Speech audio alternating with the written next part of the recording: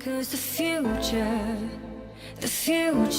is now, not backing down.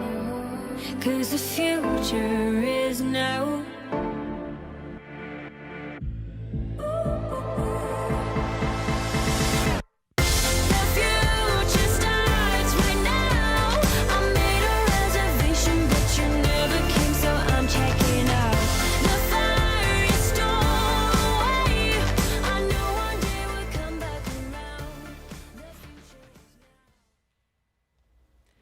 An ecosystem is a geographic area where plants, animal, and other organisms, as well as weather and landscapes, work together to form a bubble of life.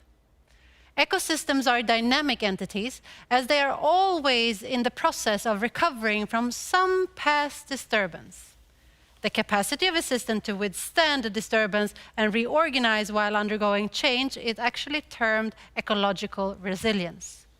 So the Earth is doing its job, but are we really helping?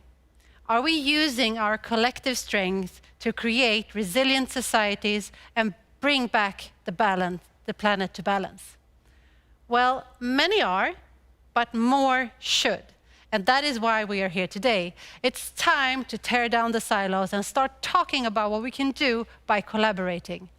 What are the supporting ecosystems that already exist, and how do we use them to our benefit? What are the possibilities, and what are the risks? We, you, and I, are a part of this ecosystem, in the middle of a dynamic and fast-paced evolution that is challenging us more than ever. But in challenges, there are also opportunities.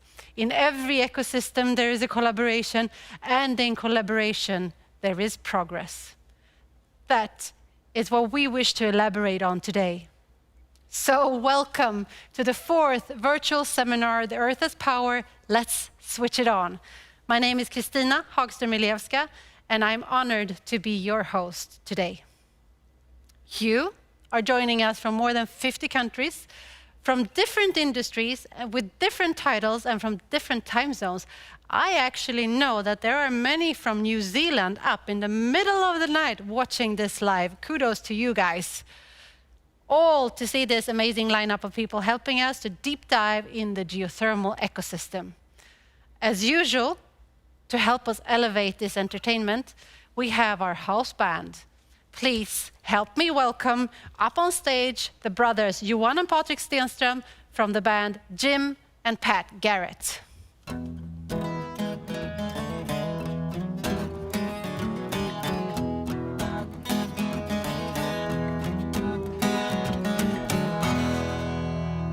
I wish I could do that, you know.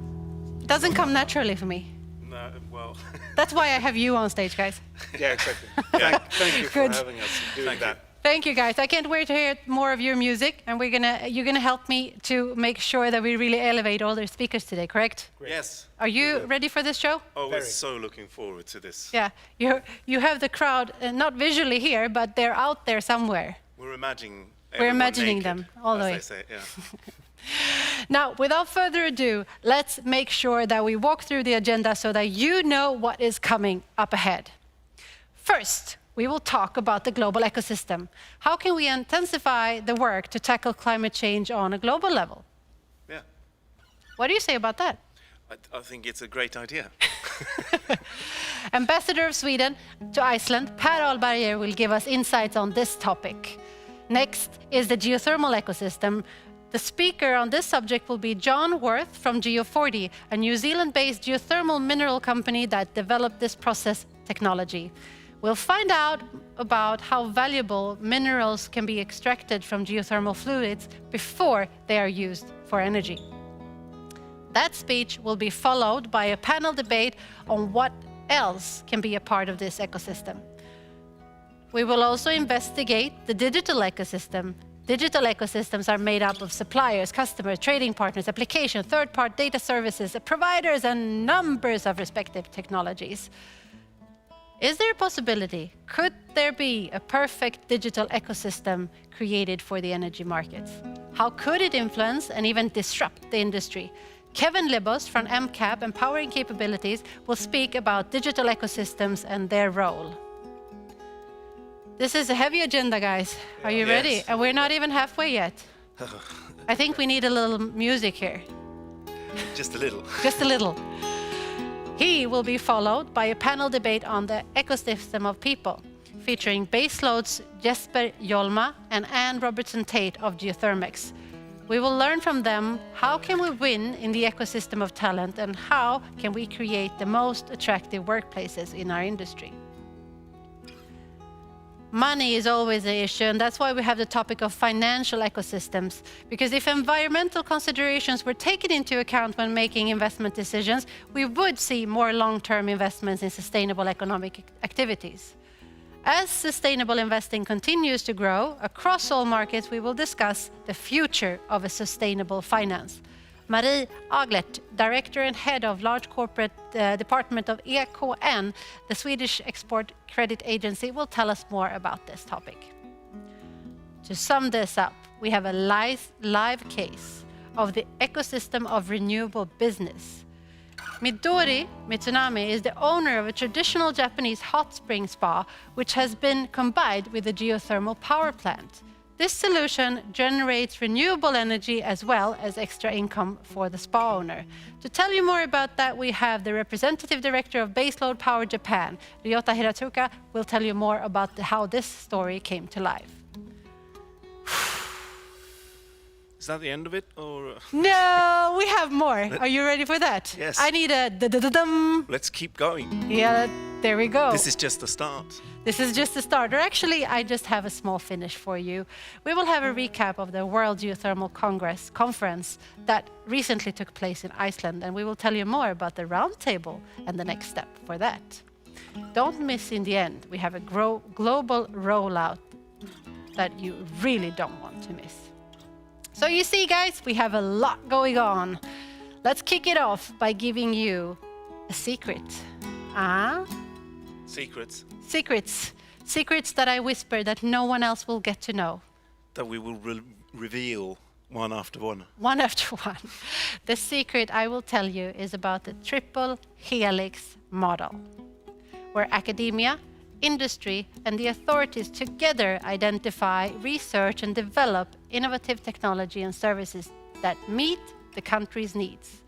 This is the core of Sweden's triple helix model lies in the understanding that innovation contributes to national economic growth.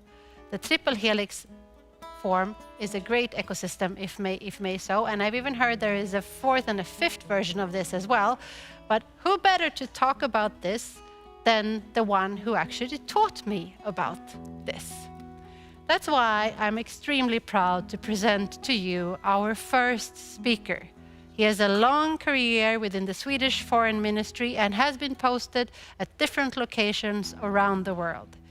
Before he was posted to Iceland, he was Sweden's ambassador for international sustainable business and the ambassador to Australia. Throughout his career, he's advocated passionately for sustainable business and was instrumental in setting up the Swedish CSR Center in Beijing. We are proud to have him as Sweden's ambassador to Iceland, making a difference to the ecosystem between the countries. For a while, I will give him to you, joining us from what I know is a very symbolic place. Please help me welcome the ambassador of Iceland to Sweden, Mr. Pär Ahlberger. A very good afternoon to all of you. I'm delighted to join you here from Iceland, because this is what it's all about, isn't it? Icelanders really know what it's all about, power from the earth. I would like just to give a few remarks on 4 topics. The first one would be business opportunities. There are tremendous business opportunities, obviously, in connection with the necessary transition of our societies.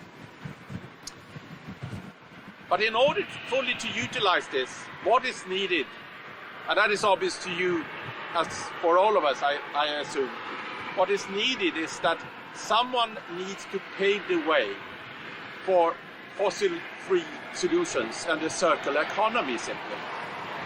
And this can only be done in close collaboration between governments, academia and business.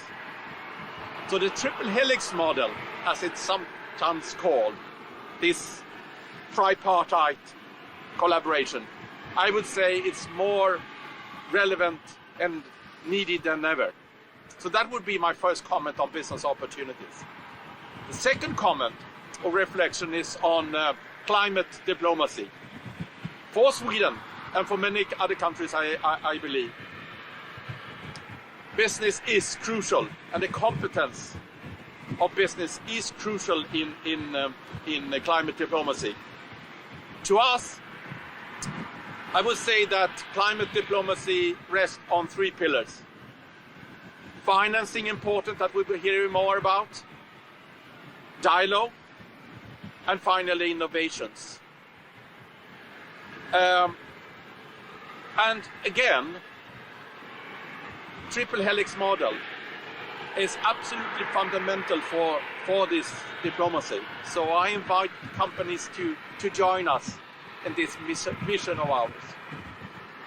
The third comment or reflection is on sustainability, the concept of international sustainability.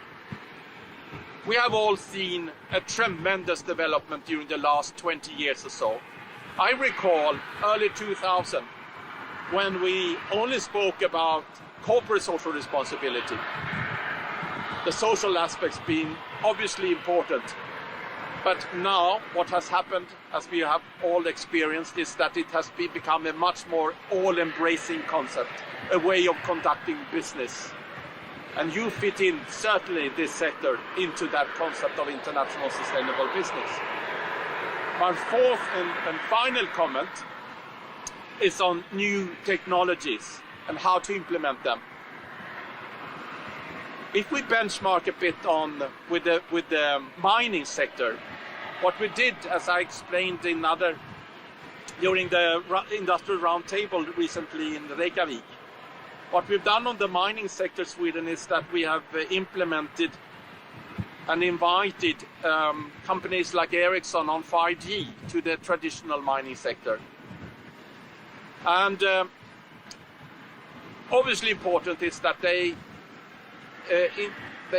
contribute with an element to make the mining sector more sustainable. But also important is the perception of the industry, which has changed, I think, through this. And I think we can benchmark a bit on with the mining and other sectors in this. So by that, I will let you enjoy a few seconds from what we see behind me. Thank you.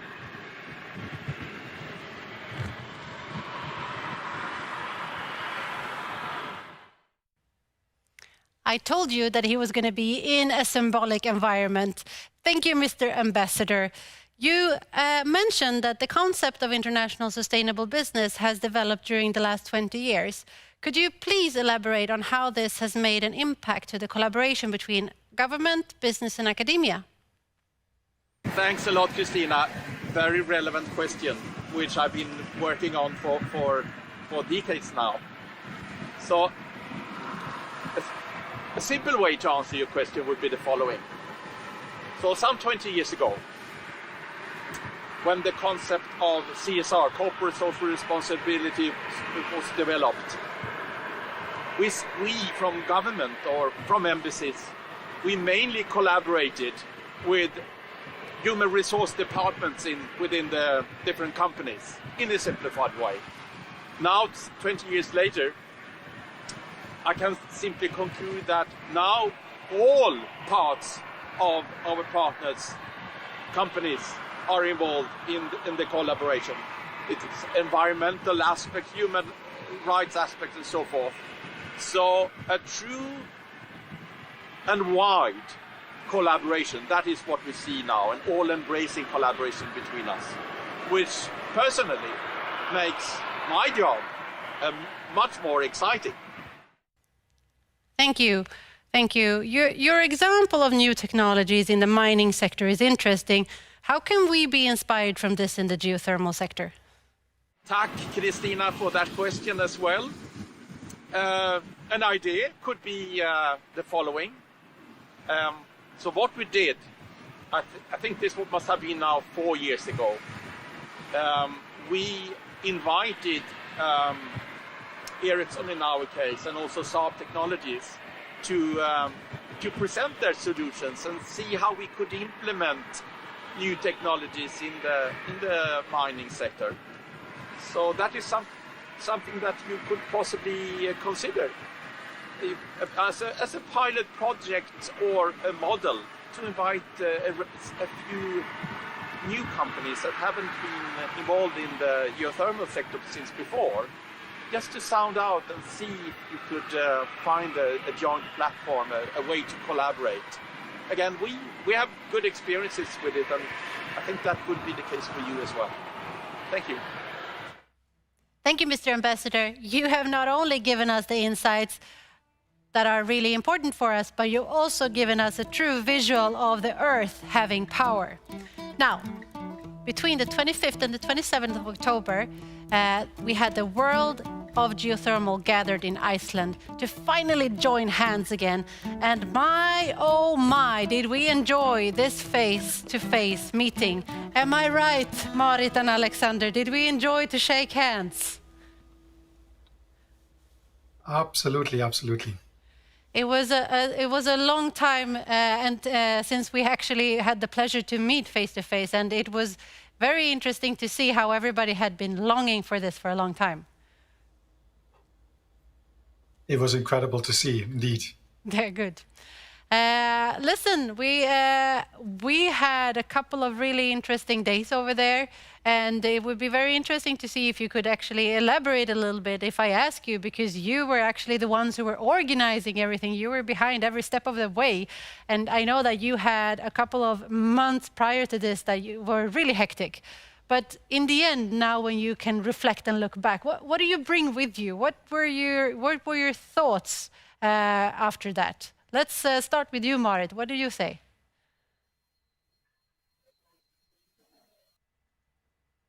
Or Alex, we start with you. Hi. There you go. Good. Marit, go ahead.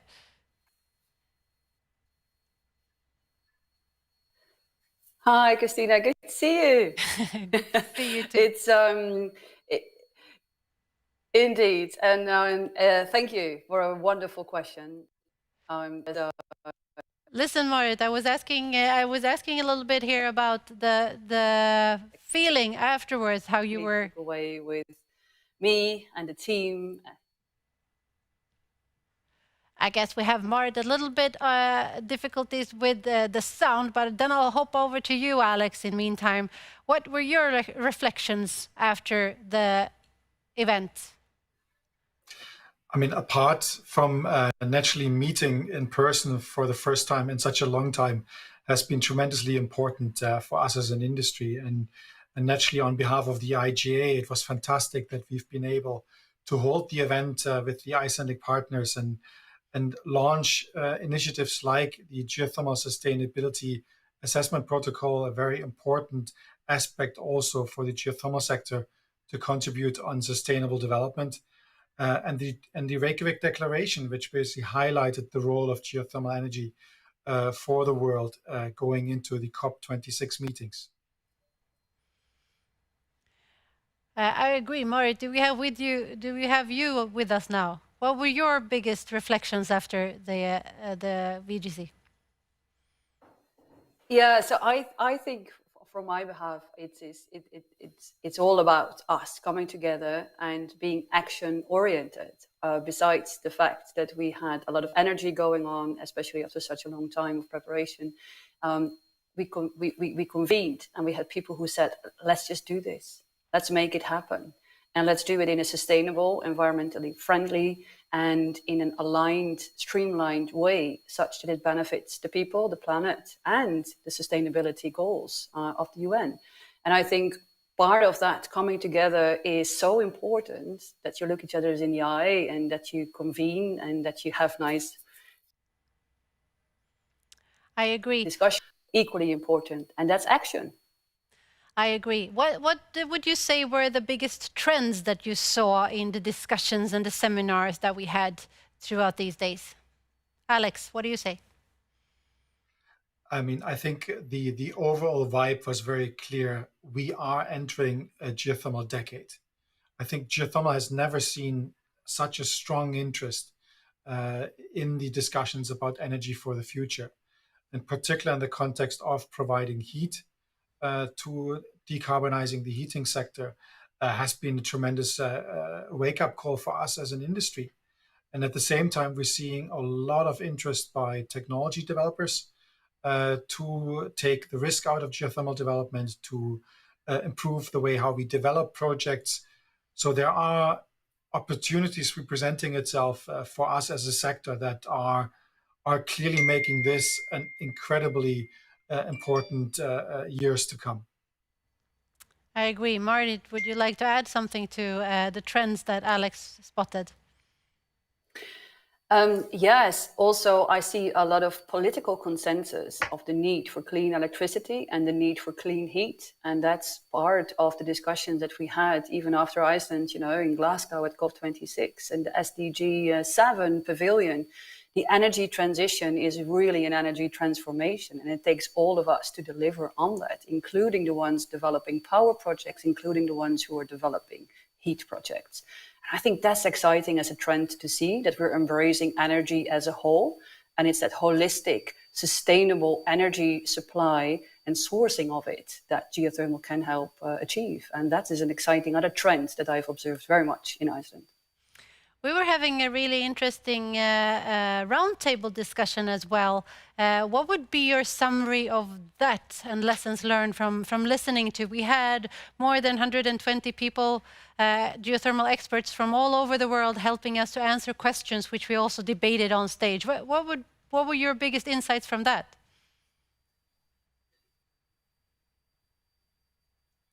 And you're waiting for who to start? Alex. Alex, please. I think the message is very clear. We as an industry understand that we have not been good enough in communicating what we have to offer to the world and to the energy transition, and that we can do better. And I think that was, clearly visible, and we heard this from the discussions. There were also concrete ideas presented of what we can do to sharpen our profile. And highlighting the need of us collaborating better. And I think that's why, in the context of this discussion today of ecosystem, understanding us being part of a larger ecosystem and puzzling these things together are absolutely crucial in strengthening our position as an industry. And that collaboration to take forward is part of the results of this event and this roundtable. And that's what we're preparing now going forward. Marit, can you tell us a little bit more about what we are preparing going forward? What's the next step when it comes to the roundtable?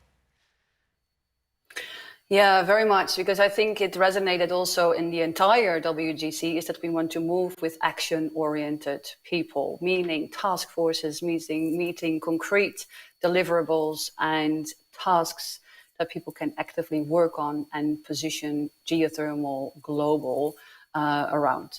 And I think the next step is really to get all that fantastic thinking and human capital that we have now with ThinkGeo and with Baseload in the IGA umbrella.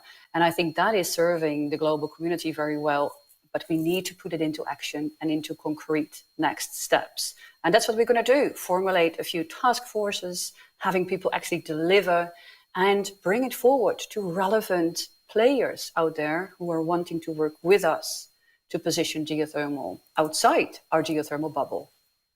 So what we agreed upon, Alex, please.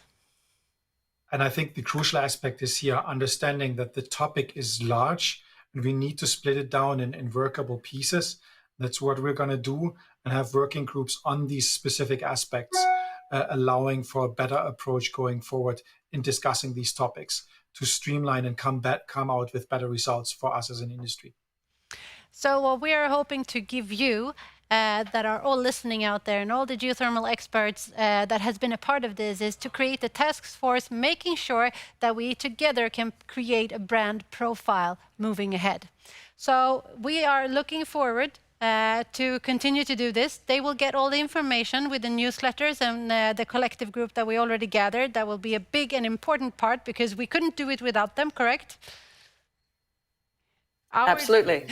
Our job will only be to facilitate, and then we will make sure to get the word from the people who are in the industry. So looking forward to continue this with you. And I just want to say too, we had the absolute opportunity, if anyone who wasn't able to see you at the VGC is able to actually look at your very liked about the lecture that you held, the geothermal decade, that we will send out later in the week coming up here.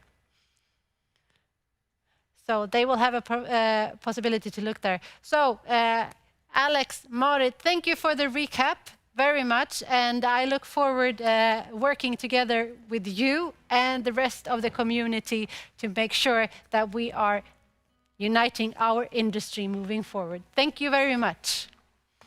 Thank you for your support.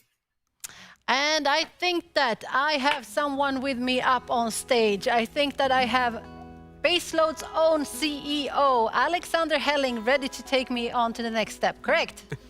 Thank you very much, Christina. And, thank you to Alex and Marit. And, just a recap from the VGC from my part was really when you guys said that, we're moving into the geothermal decade. And I think that's just amazing. How about that, Christina? I love that. Yeah. So, for our next guest, he's an experienced CEO with extensive expertise in the energy sector across geothermal, wind, solar, hydro, and wave fuel categories. He sees a real potential for innovation in the geothermal sector as part of a low-carbon future. He's a registered engineer, an Oxford postgraduate, and last but not least, he's a dedicated surfer in his spare time. He's the reason why New Zealand is up watching a seminar at 4 a.m. just now. So please let me welcome Mr. John Worth, the CEO of Geo40. Thank you, Alex. That's very kind, Alex. Thank you for your words. It's very nice to be joining you all here today. And look, we do like our surf down here in New Zealand, but we are still in some kind of lockdown, so we're not allowed to get haircuts, which is why my hair looks like it does. I'll get straight into a little introduction to Geo40, what we do, and we explain it in two lines. Sustainable future minerals, that's what we recover from geothermal fluid, and in doing so we bring about some geothermal ecosystem innovation, and I'll do my best to try and explain over the next few minutes exactly what we mean by that. 40 has been around for about 8 years now. This is paintings. Pictures once called the 8th world. That's what's known as the pink and white terraces. It was destroyed by an eruption in 1886, and effectively that is the phenomenon of geothermal fluid cascading down a hillside and depositing silica as it does so. And that is effectively the process that we set out to develop in a mechanical way. So on the right-hand side, that is what silica scaling looks like in a geothermal reinjection well. And so we talk about silica as both, I guess, an opportunity and a problem.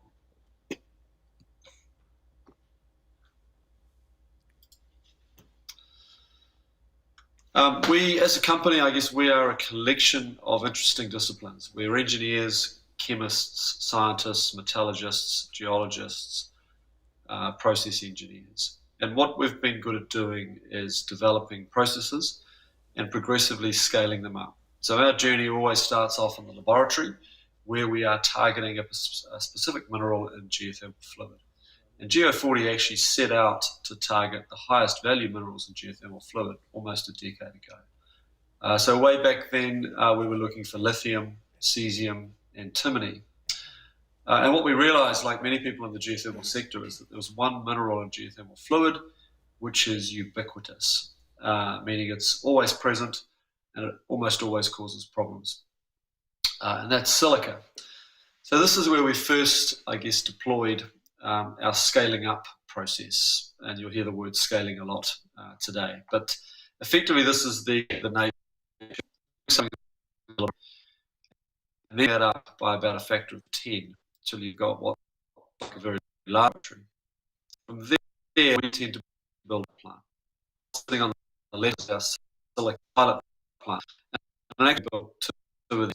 We built one that did some work in Japan, and another one in New Zealand. And that let us trial our technology on half a dozen or more geothermal fields to prove that our technology worked. From there, that gave us the confidence to scale up by a factor of about 10 to what we call a demonstration plant scale. And that demonstration plant is at the Ohaki geothermal field in the central North Island of New Zealand. We've been running that plant for almost 4 years, very successfully. And that was a very important asset for us because it enabled us to start selling high quality colloidal silica offshore. And remember that nobody had ever recovered colloidal silica out of geothermal fluid and actually tried to make a saleable product from it.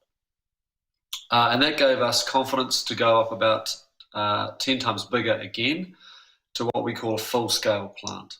And so that is the one on the bottom right-hand corner. I'll show you that in a moment.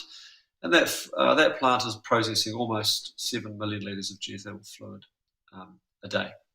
So we talk about Geo40's DNA as being this sort of scale-up approach. It's how we manage technical risk and very relevant in the geothermal world where, as you all know, there are no shortage of surprises. When we talk about innovating in the geothermal ecosystem, we tend to set up immediately after primary power generation. So this little schematic says fluids coming up out of the ground, maybe at 300 degrees, and a bunch of that heat is being converted into electricity. What's limiting the amount of electricity that gets generated, or the amount of heat that's converted to megawatts or megawatt hours, is of course the need to keep the reinjection temperature quite high to keep the silica in solution. We tend to set up our silica recovery plant immediately after the power station. We only take a few degrees of heat out of the fluid, so we preserve most of the heat. And then that opens up two opportunities. We drop the silica concentration down to a relatively low level, and that makes that extra heat available. That creates two opportunities. One, of course, is the use of that heat for industry or district heating, or, of course, the generation of additional power through a bottoming cycle plant, an organic Rankine cycle plant. Post generation of additional electricity or district heating, we then move again and will seek to recover other minerals from that fluid. And there's a range of minerals where we've either developed processes or have technology. So we have a process developed for boron. We're working on cesium, stibnite or antimony. And one of the things that I guess is most exciting about the geothermal ecosystem, and particularly for anybody who's made a commitment to the Paris Accord, is the opportunity to sequester geothermal CO2 emissions. And we talk in this manner about there really being two key precursors to CO2 sequestration. One is a reduced silica concentration to enable the silica to dissolve CO2 to dissolve in the fluid. And the second, of course, is a reduced reinjection temperature, ideally as low as possible. Of course, you can only do that if you've taken the silica out of the geothermal fluid. The obvious question: why isn't everybody doing this? And we hear lots of reasons, and some of them sound like excuses, but some of them reflect the complex nature of the geothermal environment. Right? Conceptually, this sounds complex, right? And I guess we've worked hard to make it much less complex for generators. Generation companies tend to be large, and that means they've got internal processes to get through. We're seeing countries just start to understand what their Paris obligations will mean, what the size of their carbon dioxide checks will be associated with geothermal generation. Not everywhere you've got space to put a mineral recovery plant.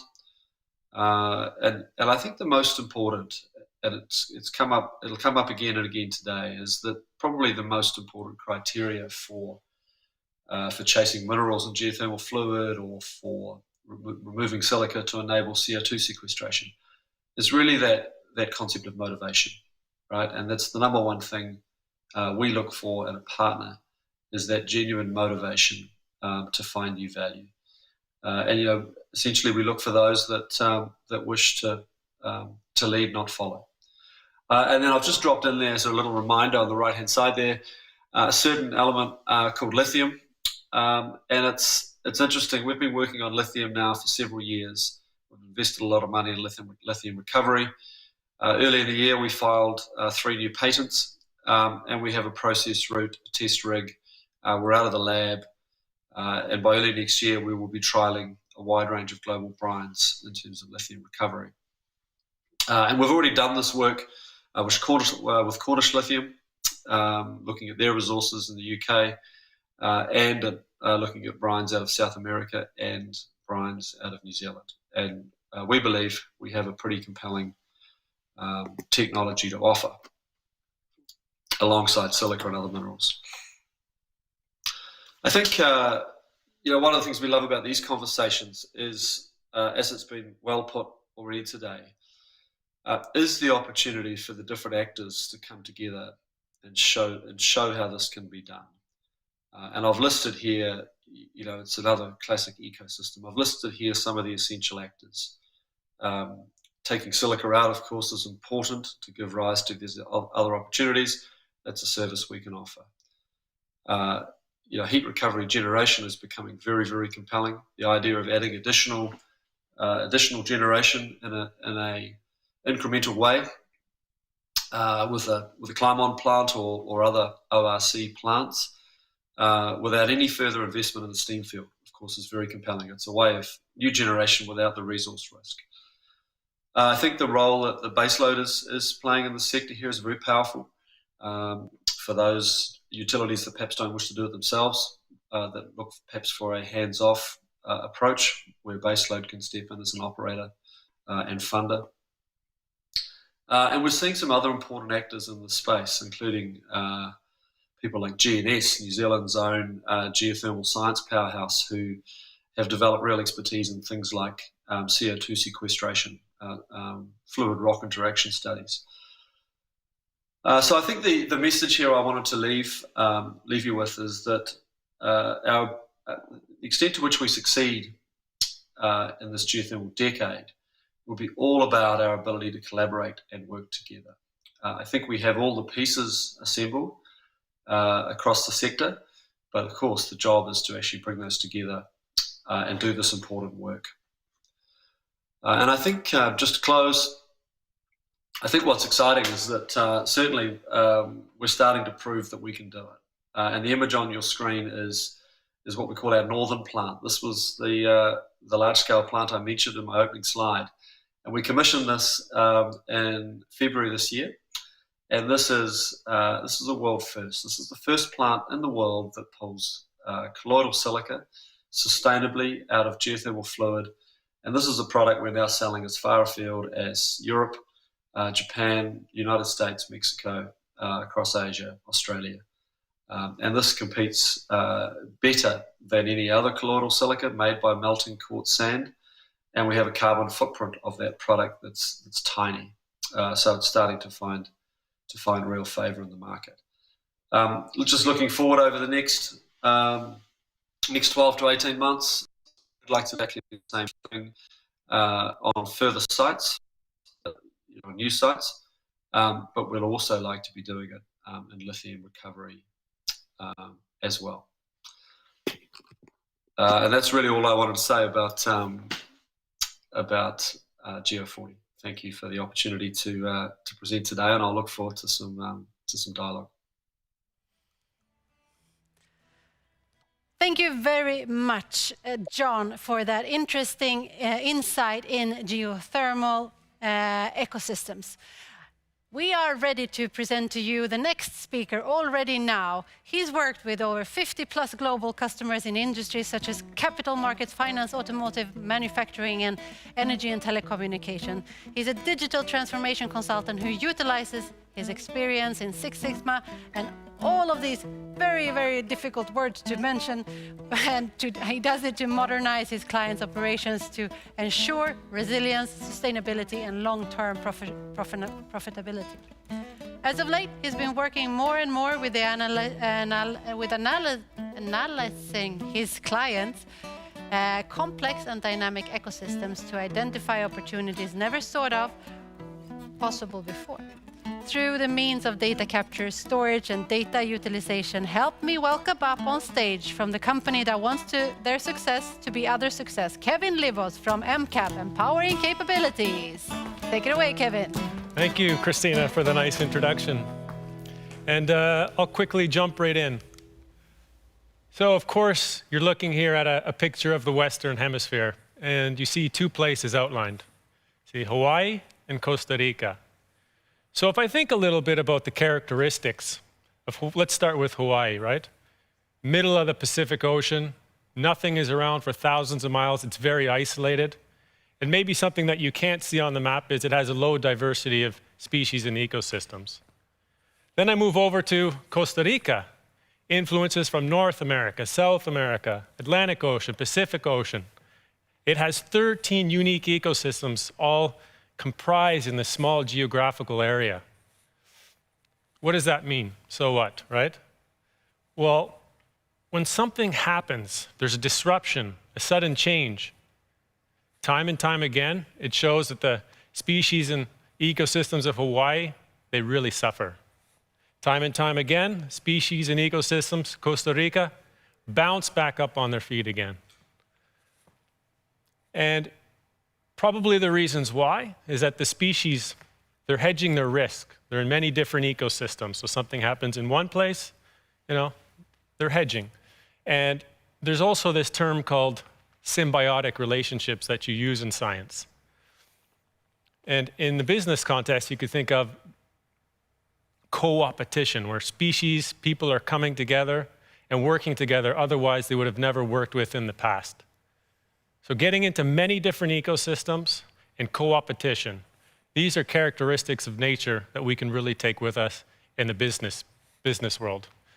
And I'm a process improvement consultant. Christina had a lot of adjectives there, but basically for a long time in these traditional projects, I would go in and look at the supply chain, look at where is there overprocessing, defects, waiting, and I can tell you more and more, I'll even make a really bold statement. It's more important for you today to have an okay product or an okay service, but be plugged into many ecosystems like Costa Rica, than it is to have the very best product or best service in one ecosystem. I mean, that's quite a fundamental shift in thinking. And I'll give one fluffy example of Starbucks, right? Maybe 10, 15 years ago, best roasting techniques, best coffee beans, most efficient supply chain. We need to be better, better, better than our competitors. And today, you'll see them popping up all over the place, gas stations all over Sweden, right? They've made a fundamental decision to start looking into different ecosystems, to start looking at competitors and where they can join forces. And that's what we need to start doing. But how? I'm going to start off by saying, unfortunately, which you'll see in my last slide, it's all about data, but it doesn't have to be unfortunately forever. So the very first thing you need to do is start consolidating your data into one place. And SharePoint is not a database, because you need to put your data somewhere where you can utilize it, do something with it. So I know a lot of the people that I talked to at the conference in geothermal using Microsoft. So maybe just read up on what data lakes can do for you. You can take structured data, unstructured data from initial assessment reports and memorandums, and dump them in that data lake. When you have it in the data lake, now this is where the value is really going to start to happen. Now you can start utilizing all the services that your platform has to offer. Maybe it's a RPA service in the exploration phase when you're searching manually for who owns the property. Maybe it's AI service that's going to help you identify what parameters are affecting KPIs. So what do I mean by that? Well, you know, I'm sure many of you have sensors set up in your power plant operations. So it tells you the temperature is 100 degrees, or the fluid, the rate of water flow was 20 liters a second yesterday. Today it's 7 liters per second. That's great that you have that information. What you really want to know is why, right? These are the type of services that you can start to utilize, like AI and logic services that can start to give you insight. And let's do a hypothetical situation here, right? There's Geothermal Company 1, they have 10 people, and they continue to work in the traditional way of working, versus Geothermal Company 2 with 10 people as well, but they're utilizing all the different services. So Geothermal Company 1 spends a lot of time collecting data, turning that into some kind of usable information, whereas Company 2, that's automated for them already. They're already getting insights from AI and ML, RPAs doing the work for them. So they can spend their time on decision making, right? So something sudden happens, a big change. Company 2 can react really quickly.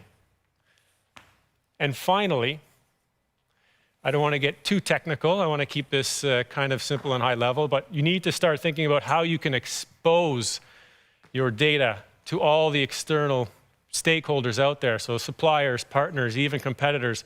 What type of data, if you exposed, you could really speed up your business? So, data collection, number one. Utilize services available to you, become much more diverse. Start exposing your data. We have a little problem, though.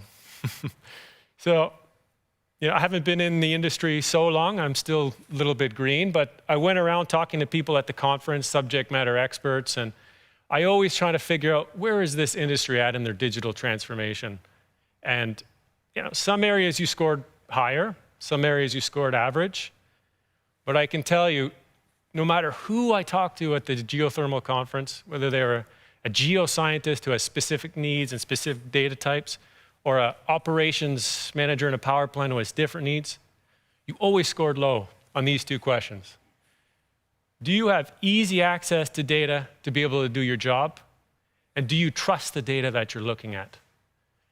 And this is a bit of a problem because the most successful organizations in the world, they spend very little time in the transactional layer, where you're collecting data, you're massaging it, you're trying to turn it into information.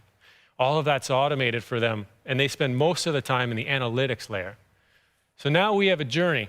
We need to flip the switch. We need to find a way to modernize and spend time in the analytics and decision-making layer. And you can start by collecting your data, putting it in one place, start utilizing services like AI to help you trust the data, spot anomalies, find correlation coefficients that you couldn't identify before. This will bring up your score. So, of course, it sounds easy or maybe complex, but I'll finish on this because I'm working on a project with Baseload, of course, and I was having a discussion with the CEO the other day on a specific project, and he had mentioned hard things are hard. And I think this quote came from Obama, of course. And I think of the challenges that we have to modernize and digitally transform. Hard things are hard, but yes, we can. So thank you. I should.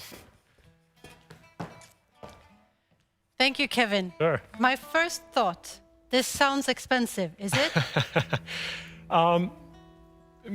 Maybe I'll flip the switch on that. I was having a conversation with a man from Business Sweden when we were in Iceland, and I was talking about cases that like ExxonMobil is doing, or Volvo, similar type of processes where they're collecting data and they're starting to utilize services and exposing it and so on. And he said to me, yeah, but obviously geothermal, they don't have the same capital available to start investing in this. He's totally right. However, there's a term cloud native. We're almost data native because we're very lucky. Those companies have thousands of applications, thousands of places where they're storing data and it's in silos. That's a seriously complex project for them and they're undertaking it. Whereas us, we have a few applications. So the project is relatively simple for us. So I won't give you a dollar value, but I'll say it's simple, and simple usually equates to So actually cheaper. there are no excuses for really diving into this, definitely. But It's also interesting if you turn it around. What's the risk if we don't act? The risk, okay. I won't get dramatic and say something like, well, if we don't change, maybe an example like COP26, right? That was just going on. And I know there was some sentiment that we needed to be on the radar more, right? Mm-hmm. I think the best way to get on the radar is start showing awesome reference cases of how we've modernized an industry. Processes that used to take months are now taking weeks to days. And that's all within our reach, using technology as an enabler. So we can mitigate those risks and we can start getting on people's radars a lot more. You heard it. So Kevin, as a final question, I think that this is very relevant and good information, but also a lot of information which we need to digest, and they can of course watch it afterwards. But if they would take away one thing from this presentation you had, what would that be? What would your advice be? Yeah, maybe don't get intimidated by lingo and terms. So I start talking about like services and AI and ML. And usually the reaction by people the first time they hear that, they think of like self-driving cars and like, oh, AI is so complicated. But there's so many really simple AI services and logic services that are already available that you could start using. So just get in, store your data in one place, start experimenting with those different types of services, and it's going to lead you on a great journey and a great path. So again, no excuses. No excuses. No excuses. You heard it from here. It is actually a part of what the world looks today, and we need to take technology into consideration. One other thing that we can never take out of consideration is actually the people around you. So thank you, Kevin, and help me welcome the next people up on stage. We've heard that there is so much job to be done, with a generation pickier than ever about where they would like to put their work hours. We as an industry have not only have to be attractive and modern, we also have to live up to what we promise. So we decided that we needed to discuss the topic in a panel debate hosted by no other than Baseload Capital's own COO, Pernilla Wihlborg.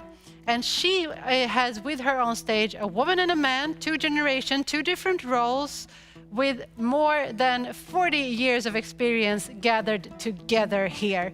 We have Anne Robertson-Tate with us, and we have Jesper Jolma. Please let me welcome them up on stage. Thank you, Christina. And Jesper, Anne, I'm so happy to be here with you when talking about this very, very important topic. People, talent. And we're just going to kick it right off. Let's look externally. So the talent pool we have in front of us, where we're finding all these people, what does it look like? Is it broad enough for what we need? Is it the right people in the pool? Who should start? Start with you, Jesper. Well, I've only been in this industry for a couple of years now, and I don't know what you would say, Anne, but to me it's pretty clear that the industry does have a large pool of talent when it comes to primarily technical skills and knowledge. But at least from my perspective, there's a quite big gap when it comes to primarily, financial and more also marketing in terms of Christina, what she's doing, that type of knowledge. Also when you're studying, for example, in your university and so on, it's pretty clear that a lot of the other industries, they have a lot of focus and a lot of attention, but you never hear the word geothermal when you're studying finance or whatever. What would you say, Anne? Even in geology, I was talking to some colleagues, some friends over the weekend, and their nephew is doing a geology degree at Syracuse University in New York. Now, Syracuse, New York is not a place where there's a lot of geothermal, but they're not even learning about geothermal there. So we do have a gap in terms of what people are understanding, even as geoscientists and engineers, how those skills can go into the only clean baseload renewable source of energy that we have. So this is a message that's being missed. So I think we do have a problem in getting the word geothermal into the dialogue, but there's a lot of smart people graduating right now who might want to know about it and join the geothermal industry for its incredible environmentally meaningful values. So what I gather both of you saying a bit is that we have a problem getting our message out to these people that they should be joining us. So attracting them is the problem. And if we were better at that, which markets, you mentioned financials, geology, is there anything else, marketing, but are there more, sectors that we need to reach out to? Who do we need to go into this new decade? Well, if I mind going first here again, I would really connect to what Kevin was saying earlier. I think we really need to attract a lot of more people from very different backgrounds, but have the right sort of mindset and willingness to engage and take on really big problems. So in essence, if you think about it, I would say it's competing with all the big players that are, basically looking for the best talent, whether it be, big data companies like Google or big financial players, but really going after the people that are very keen to take on a big challenge and work, very hard to do whatever it takes to solve it. Yeah, and I agree with that, but I think that there are people out there who need to know more about geothermal, and I think they would be attracted to it. The question is, are they getting educated well enough at this point? So, and data science absolutely is super important in any technological endeavor, including geothermal. I mean, our fundamentals are geoscientists and engineers to create the projects, but the willingness to become part of the geothermal sector can span a much broader range of expertises, and I think we do need that. Okay, so let's say we manage to reach out and we attract all these people and we manage to educate them and they, start joining us. If we start looking on the inside, what is our, business like? What is the sector like? Can we keep them? Are we modern enough in the way that how we work? I'll jump in and say, no, we're not modern enough in the way we work. We have and been in this business for a long time, like Jesper is kind of relatively new to the industry. So he's probably young and ambitious and thinking we have all this great technology. Geothermal is a bit of a low-tech enterprise. That's not to say that there aren't many useful attributes of geothermal that require a lot of technology and a lot of thought. There certainly are. But in the end, we're trying to get heat out of the ground, and it's a fundamentally difficult thing to do, and yet we must do it to save our planet. And geothermal has, this whole spectrum of opportunities to offer. So I think we will attract these people. The more they know about geothermal, the more they will like it. And the ancillary, I would say, technologies that would come in, things like people who are experts in artificial intelligence and machine learning, in optimizing systems, in the engineering sense of optimization. These people will come into geothermal when they realize that it is a bigger player in the industry. But the first message has to be, let them know how great it is and attract them, because young people today coming out of university, they want something that is meaningful. And maybe we'll get to that in the next series of questions, Pernilla, so I'll leave it there. Yeah, what a cliffhanger, but I need to hear from Jesper. You are more new into this. Yeah, I just briefly need to fill into that, because I think it's a twofold issue. I mean, I think what you're saying also is basically making, geothermal as an industry, more attractive as such to attract talent. But I also think what you need to do is make sure that, the companies and the employment opportunities are equally interesting. Namely, make sure that people understand that it's a fun business. There are fun opportunities and companies. You get to travel a lot around the world, depending on which company you're at, and you get to take on a lot of sort of big issues early on in your career. So really also make sure that, the actual employment opportunity and company is equally attractive. Yeah, that's a good. And the challenge is put out there to the young. So look, we have a lot of work to do. People like me who've been working in it a long time. Yes, we have a way of doing things. We have a lot of knowledge, but there's more to be done. And we have a vibrant industry. And as Jesper says, it's a fun industry. If you were at the World Geothermal Congress, you know that the social aspect of it was super important there. And each night there was a great event that was sort of, yes, of course we talk technical things. We can't help it. That's how we are. But we also had a damn good time. And I think the general mantra, or sort of the feeling of people in the geothermal industry, is that A, they want to do something meaningful, and B, they want to enjoy it. And I have to say, I've really enjoyed it all this time.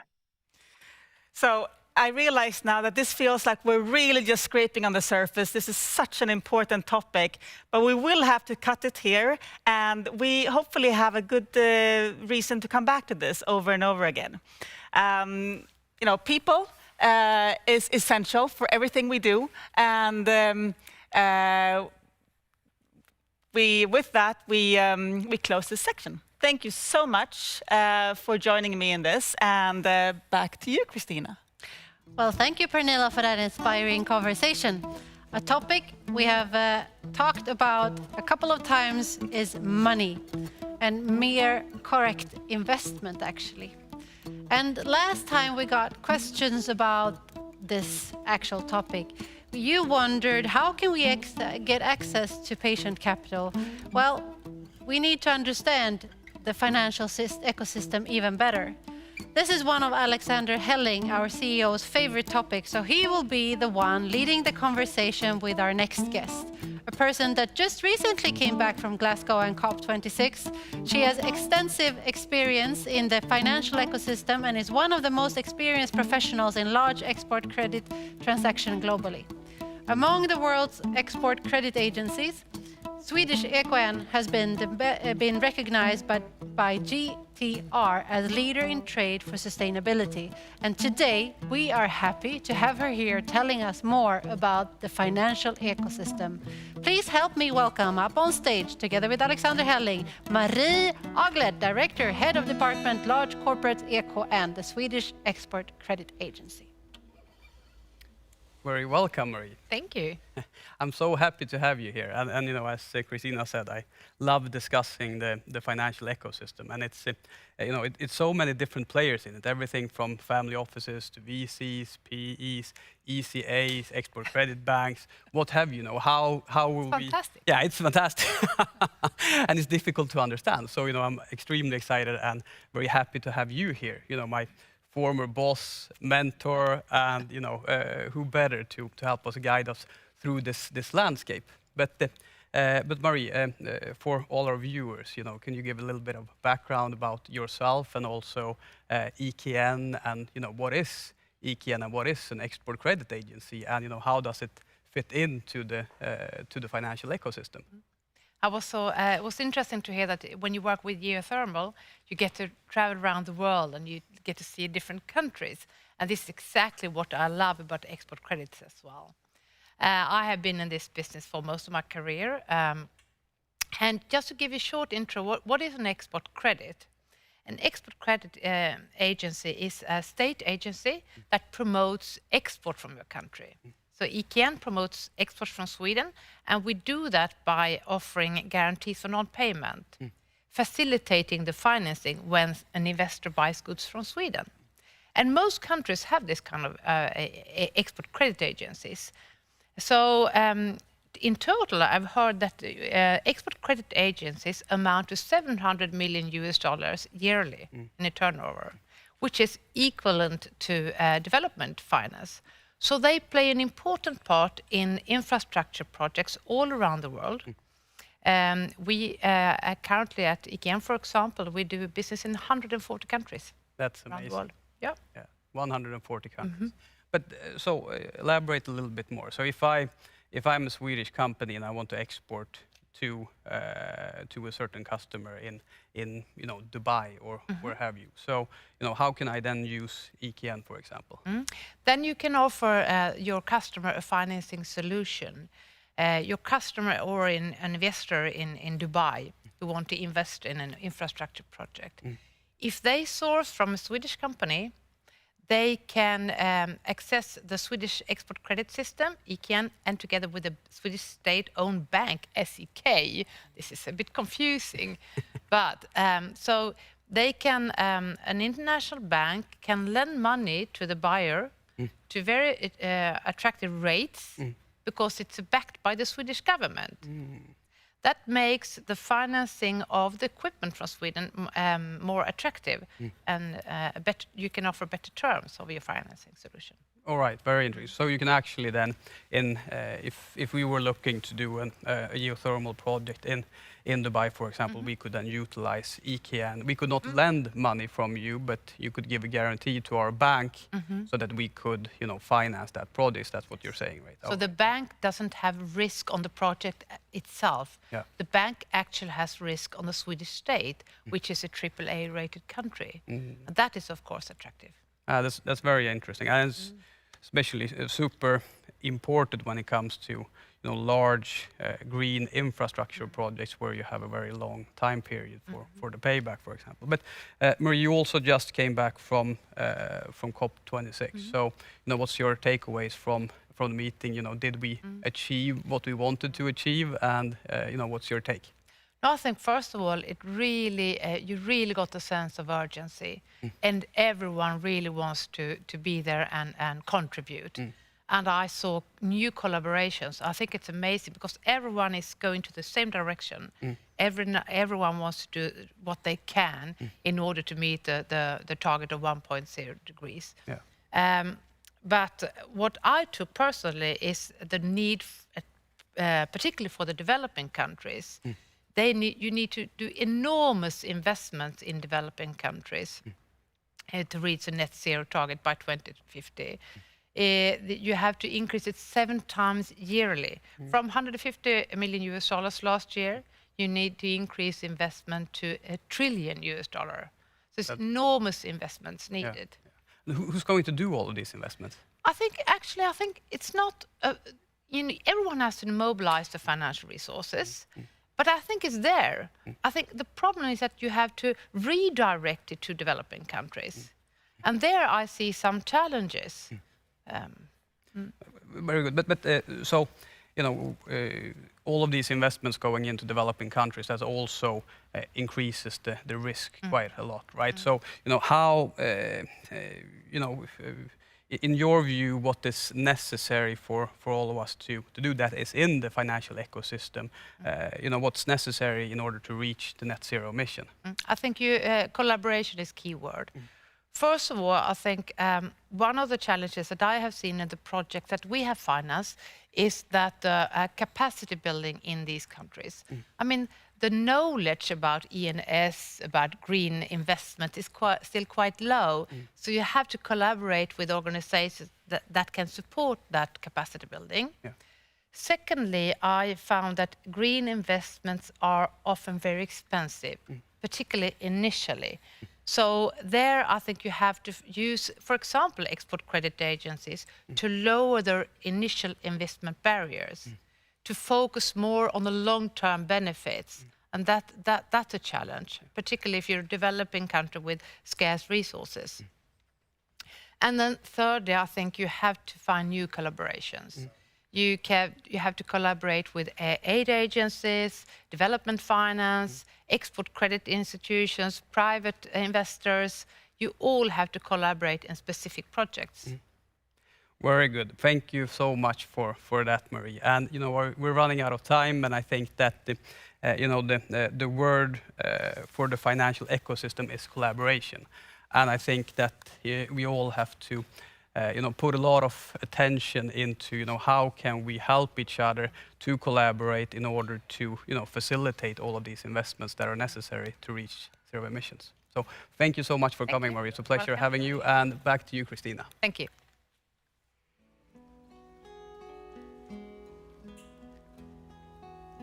It's amazing what happens when you have good people and money that is patient.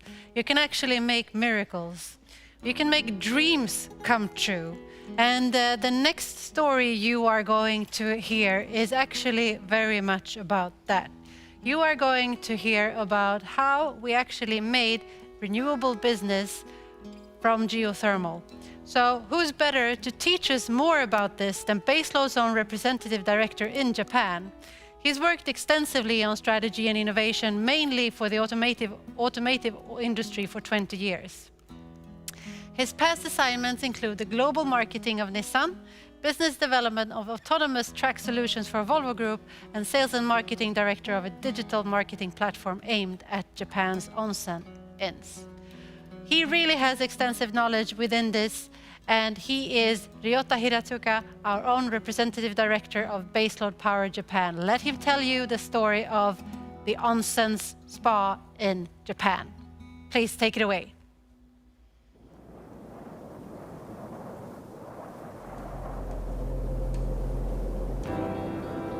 自分の温泉が環境に優しいエネルギーを出しているというのは聞いた時には結構ショックでした。嬉しい方のショックです。オープンして1年で母が亡くなり、その2年後には父が亡くなって予定していたことが崩れてしまったのと、温泉に関しての知識が全く私にはなく、いざとなった時のメンテナンスとか手入れの方法を知らないまま温泉の管理ができない状態でいました。温泉はもう生まれた時からあって当たり前にあるものなので、これが止まるということが今でも考えられないことなんですよね。お湯を出してくれるならと藁をも使うような気持ちで相談に乗っていただきましたね。これほど安心したことはなかったですね。うちみたいな小さなお湯でも電気が作れるというのはありがたいと思いました。大事なお湯を電気を作るという理由で出していただける、出していただいたお湯をそのままこちらで使わせていただけるということは一番メリットになってます。みんなが協力し合って温泉を活用できる地域になれたらなと思いますね。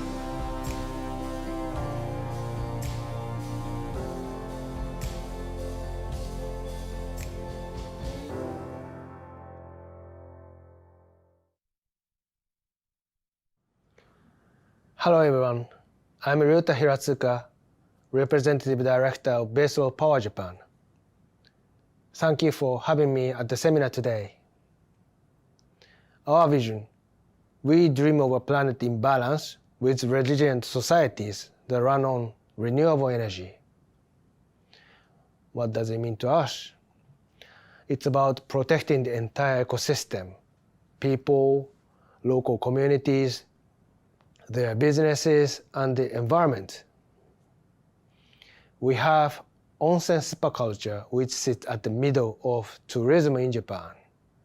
And almost all of our geothermal prospective areas are onsen destinations in remote parts of Japan. COVID-19 pandemic has hit such local communities very hard. They had been suffering from depopulation even before the pandemic, and local ecosystems are damaged even further. Today, I would like to share with you a story on how baseload might support local ecosystems in Japan through promoting heat power. Midori-san is the owner of the onsen spa facility and business partner for our Kitsune Power plant in the Okuhida region, some 250 kilometers west of Tokyo. Kitsune went live in June last year. This spa had been run by Midori-san's father, but unfortunately he passed away a few years ago. Midori-san didn't know how to run it, and naturally she was devastated. She did have a strong will though. In Japan, a hot water spring has been treated like a family treasure, passed on from generation to generation. She didn't want to stop the relay, didn't want to give up.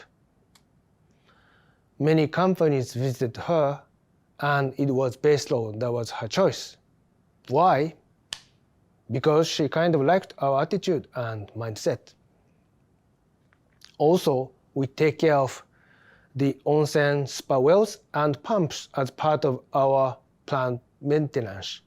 So Midori-san can put her full focus on tending to her spa customers without having to worry about technologies.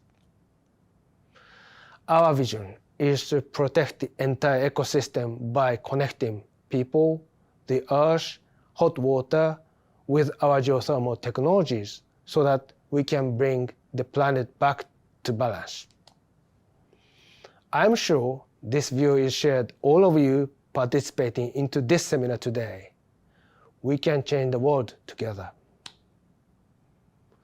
Kitsune is our first pilot plant on the onsen binary application, utilizing existing onsen spa wells, and we have learned a whole lot of things from it. With an output of 50 kilowatt, Kitsune can be a very small step for baseload, but could well be a giant leap in making baseload a leading heat power operator in Japan. Who knows? Our learning journey goes in parallel with Midori-san's learning journey about her onsen super facility. Now, her facility does not only make hikers and tourists happy through very nice onsen spa, but also help bring the society decarbonize. If the onsen binary and super facility run well as businesses, we can also surely pass the baton to future generations. Hopefully, we'll continue to find next Midori-sans in many parts of Japan so that we promote local ecosystems through heat power and help to make our planet in balance. Please join us for the journey. Thank you. No, thank you, Ryota. It's amazing how you have done this for one onsen owner. I'm curious, could we scale up this even more, and what difference can it make to the onsen owners? We trust that there exists a greater demand for onsen binary power plants across Japan due to the depopulation and COVID-19.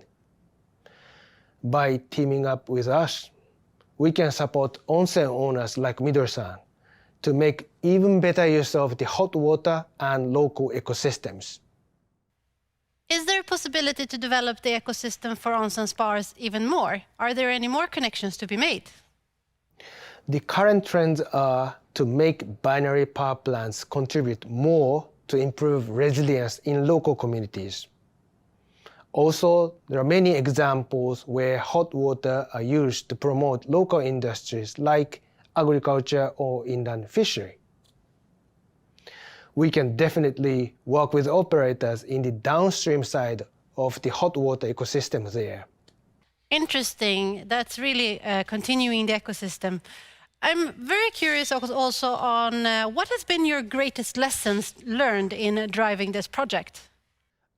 Apart from the engineering learnings, the greatest learning from the Kitsune Power project is that local acceptance is the key. Unfortunately, we're not seen as a Japanese company, but a foreign one, although all of us are Japanese nationals.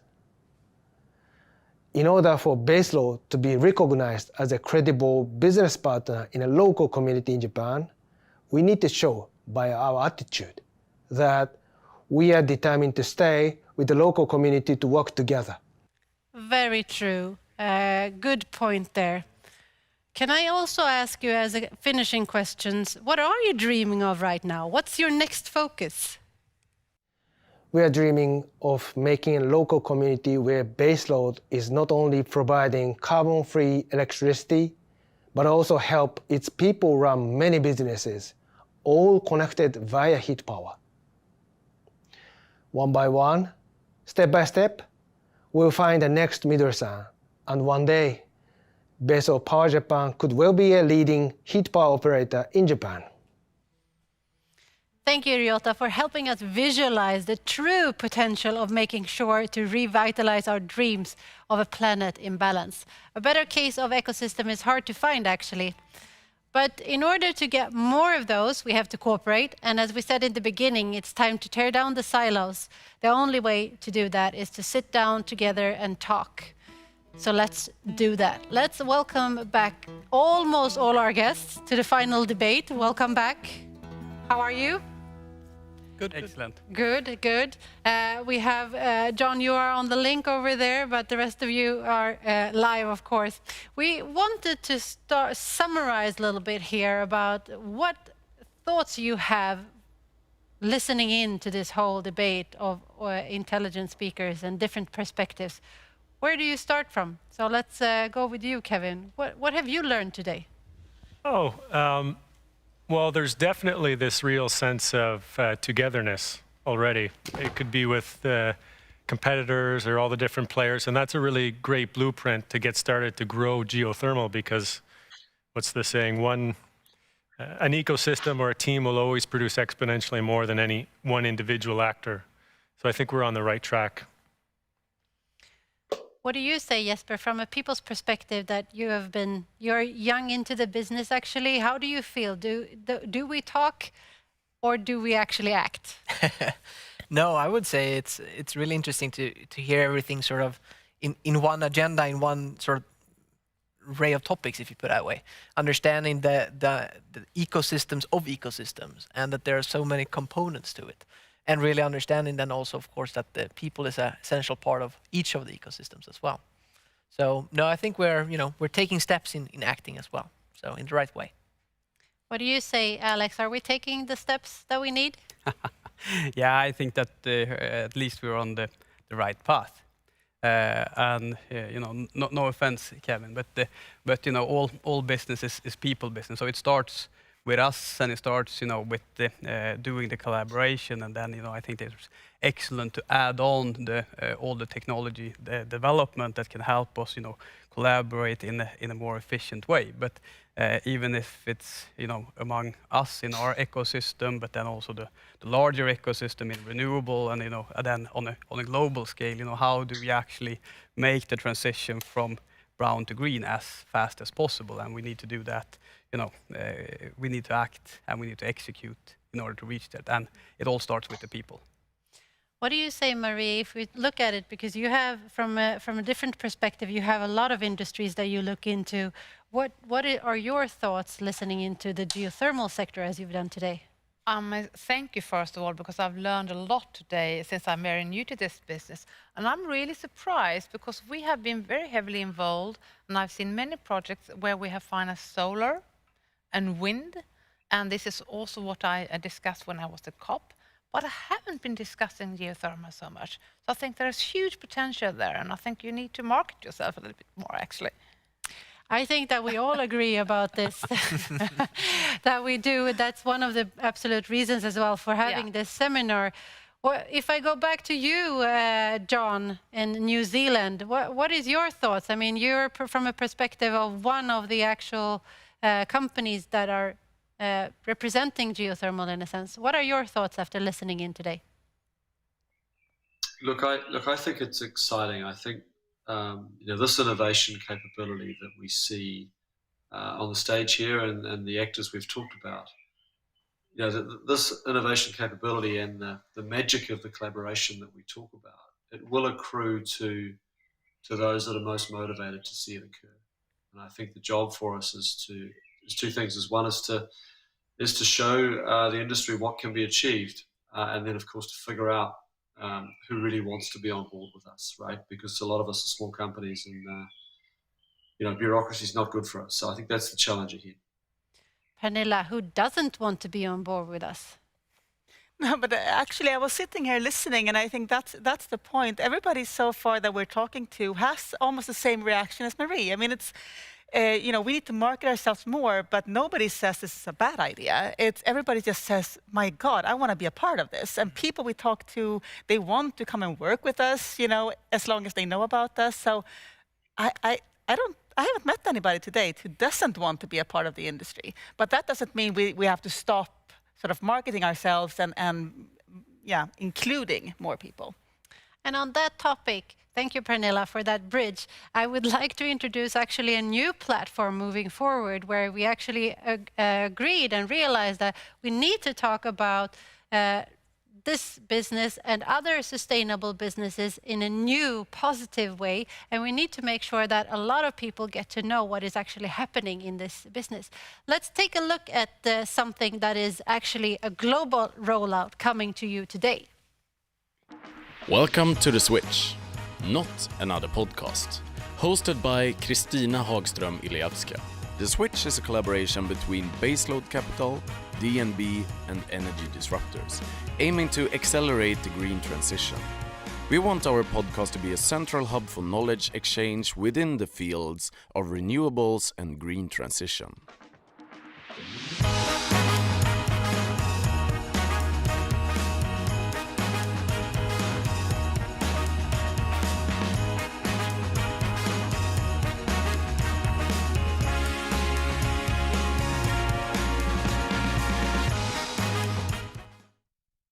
Welcome to the studio of Switch, Not Another Podcast. Today I'm here with great company. I actually have the founders of this podcast with me here today, Elisabeth Besko from DNB and Alexander Helling, Baseload Capital. And I'm here to ask them the questions you're maybe wondering about. Why do you start a podcast like this? So I'm turning to you, Elisabeth, first. Why does a bank like DNB invest in a podcast about green transition? I think green transition for our customers will be extremely important for the future. We need to show that there are new technologies, green technologies, that actually could replace a lot of the old one. And we need to challenge our clients with new business models, a new way to do things. And this is a way to get the knowledge out, to actually share competence between a lot of different parties, both for us as a bank, but also listen to interesting speakers, but also other companies in this area.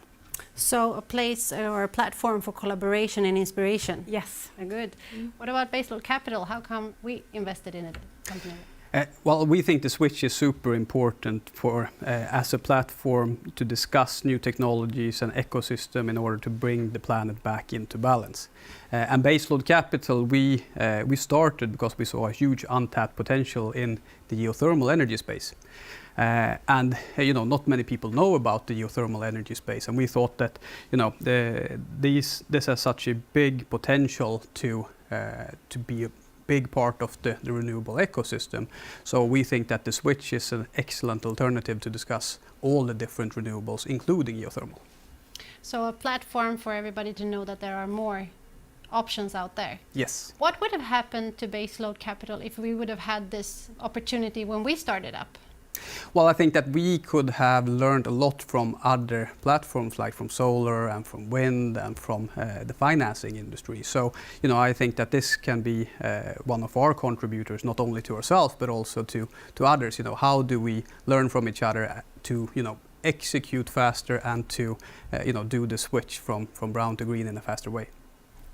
We have chosen to have a language which is very common, and we've been trying to take down difficult things to an easy way to understand. Why do you think that this is important? What do you say, Elisabeth? I would say listen to the media today. You can get afraid.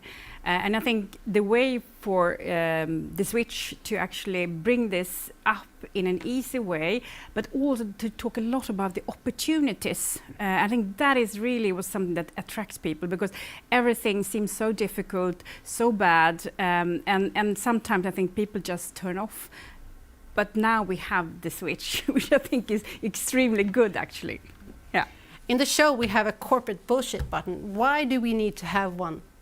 We need to keep this simple. We need to use a language that actually people understand and is interesting to listen to. Yes, and I think that we need to focus on the execution and the future. So we should not hide behind large words. We should focus on how do we solve the problems ahead. You heard it. This is why we have the corporate bullshit button. And also because we want to give you the truth on how we can do the transition together. So join us at The Switch, Not Another Podcast.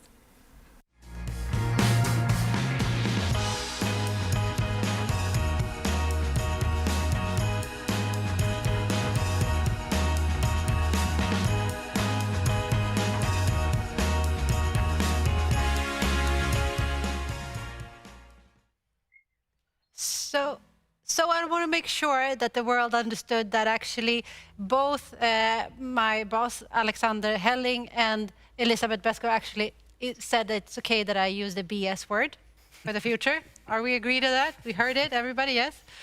Let's ask you again. Marie, what do you say from an outsider's perspective? Why do we need a podcast talking about these kind of things? I think it's just an urgent need for a transition in the world. And if we're going to succeed, we have to learn from each other. And I'm a financing person. I don't know about the expertise that you have, but I have to learn about that if I'm going to finance it. So I think everyone just have to learn from each other. So I think this is a very good example of that, sharing experience. Thank you. John, I'm thinking from your perspective, I mean, we're going to talk with solar and wind. We're not only going to talk about geothermal. What is your perspective on this? I mean, we're giving everybody room here. Shouldn't we only talk about geothermal?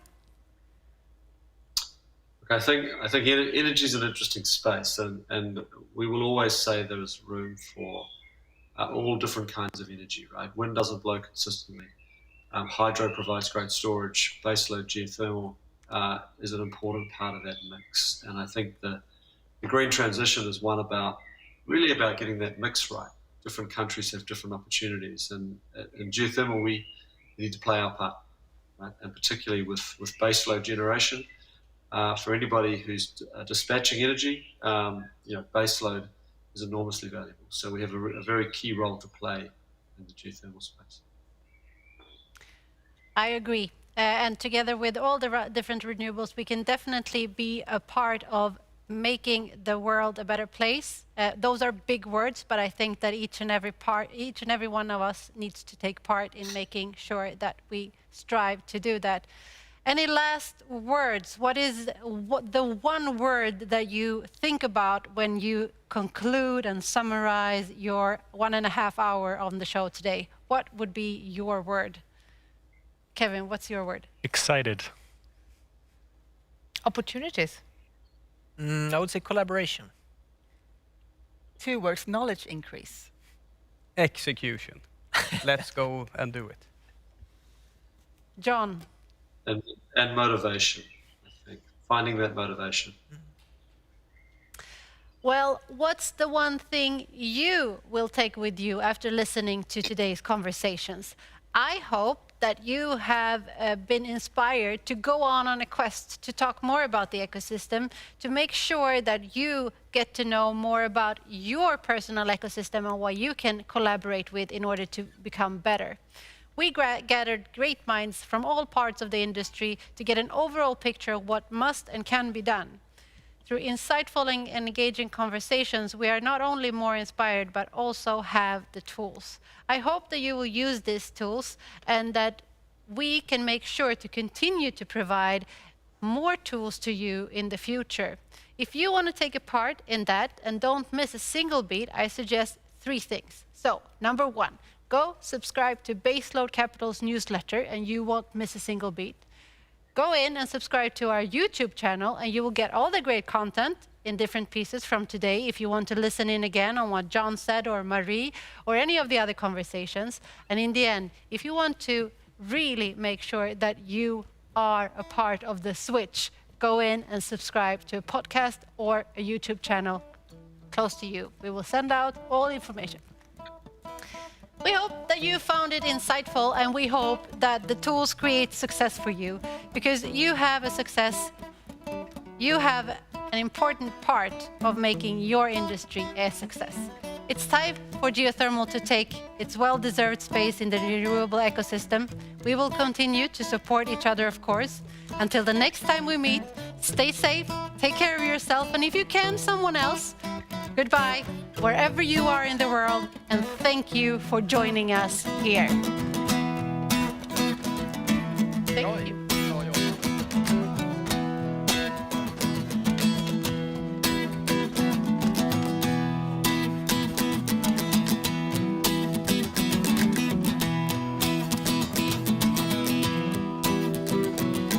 I'm evaluating why you wouldn't be my friend. We're so close to the end.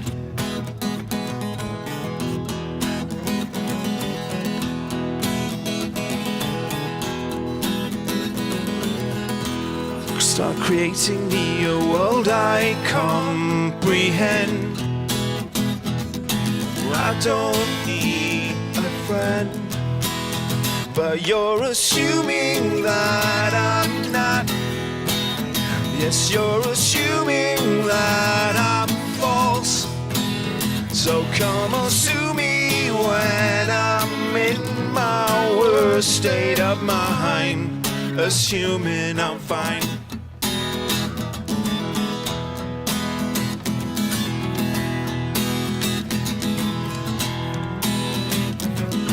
You are a neglecting piece of shit and I'm a god. Counting I'm a fraud, but you're assuming that I'm not. Yes, you're assuming that I'm false.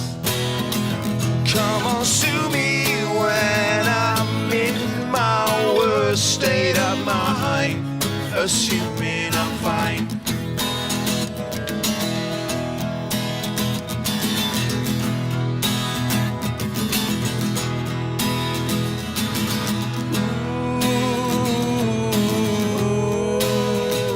Future is now, not backing down. 'Cause the future is now.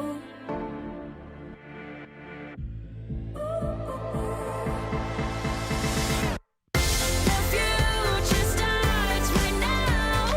I made a reservation, but you never came, so I'm checking out. The fire is stored away. I know one day we'll come back around. The future is now.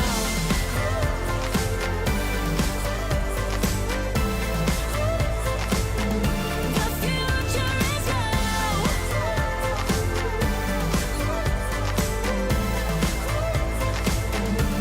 The future is now.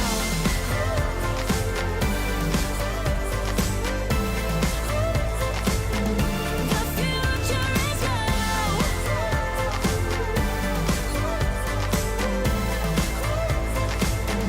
The future is now.